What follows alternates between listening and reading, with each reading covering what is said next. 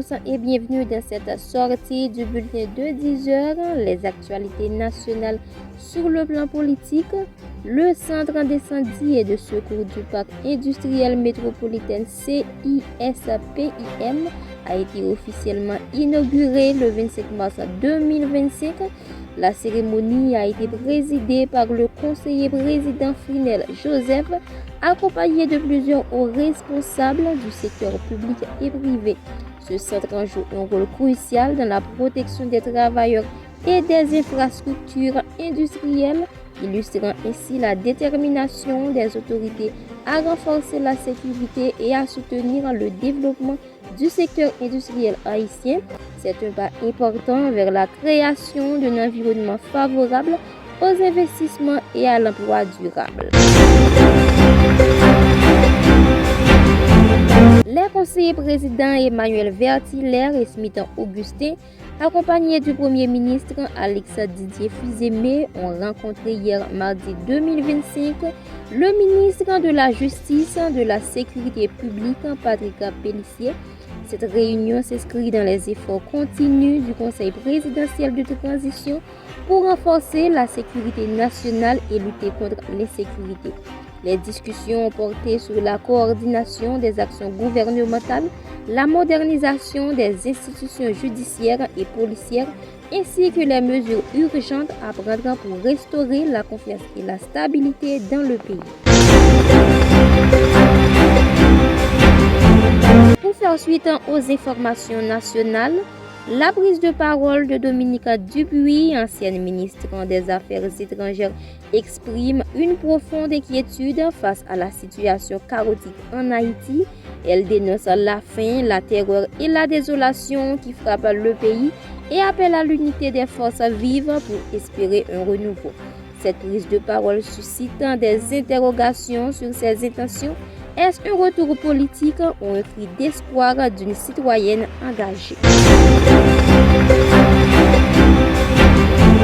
Les bénéficiaires du TPS d'Haïti et du Venezuela ont demandé à la justice américaine de suspendre l'ordonnance qui mettrait fin à leur statut de protection temporaire.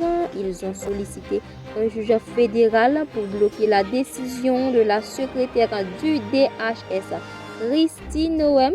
Les plaignants dénoncent une mesure raciste et illégale, soulignant que la fin du TPS mettrait en péril la sécurité de près de 850 000 personnes. José Palma de l'Alliance nationale TPS a rappelé que cette décision nuit gravement aux familles ayant cherché refuge. Les organisations de défense des droits civiques soutiennent l'action, rappelant le rejet de tentatives similaires sous l'administration Trump. Les autorités haïtiennes ont été forcées de quitter Port-au-Prince en raison de la violence des gangs armés. Le Palais national, la Cour des comptes, la Direction générale de l'administration ainsi que plusieurs ministères, dont ceux de l'Intérieur, de la Défense, du Tourisme et de la Culture, ont tous quitté le centre-ville pour échapper aux attaques des gangs. Le tribunal de première instance de Port-au-Prince, déjà forcé de quitter le bicentenaire en 2022 sous la pression des bandits, vient de déménager une nouvelle fois, quittant la rue pour s'installer à Puy-Belin, toujours à cause des menaces persistantes.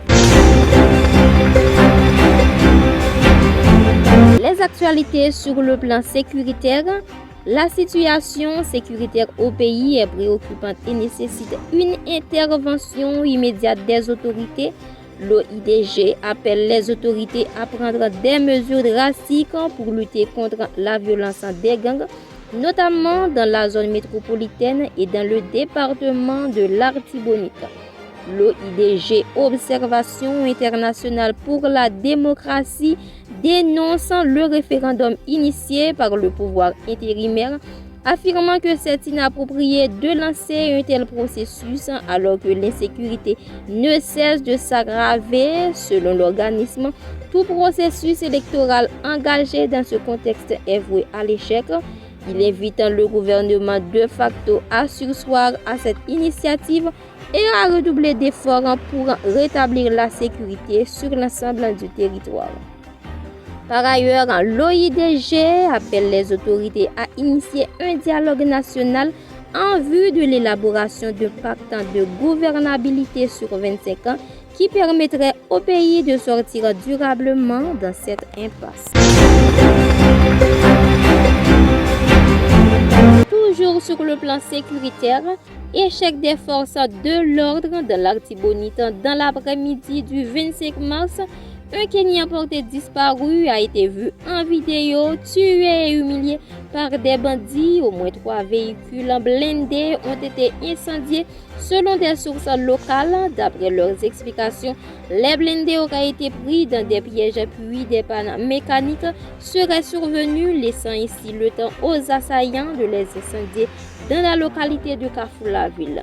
2 d'entre eux appartiendraient à la MMS. Ces pertes surviennent après l'assassinat de policiers kenyans dans la même commune.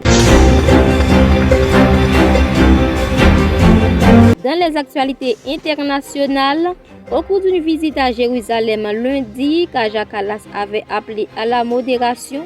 Les actions militaires doivent être proportionnées et les frappes israéliennes sur la Syrie et le Liban risquent de provoquer une nouvelle escalade, a-t-elle dit lors d'une conférence de presse avec le ministre israélien des Affaires étrangères Gideon Sa'ar. Pour mettre fin aux actualités, au Brésil, l'avenir judiciaire de Bolsonaro entre les mains de la Cour suprême. La Cour suprême brésilienne a débuté ses débats mardi pour décider de l'ouverture ou non d'un procès contre l'ex-président d'extrême droite, Jair Bolsonaro, pour un projet présumé de coup d'État qui pourrait lui valoir une lourde peine de prison. Le parquet accuse M. Bolsonaro, 70 ans, d'avoir été le leader d'une organisation criminelle qui aurait conspiré de longue date pour empêcher le retour au pouvoir du président actuel de gauche, Luis Ignacio Lula da Silva, vainqueur contre lui de l'élection de 2022.